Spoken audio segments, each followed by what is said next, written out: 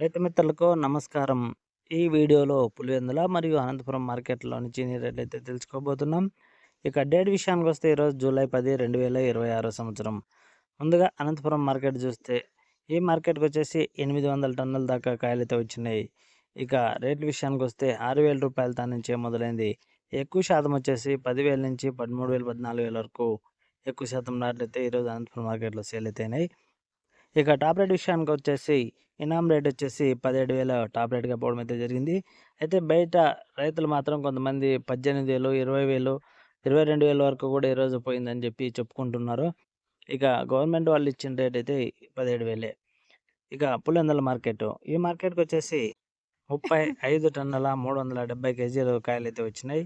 ఇక రేట్ల విషయానికొస్తే రూ. 10,000 దాని నుంచే మొదలైంది. ఇక టాప్ రేట్ వచ్చేసి 20,000 అయితే పోవడం అయితే జరిగింది పులివెందుల మార్కెట్‌లో.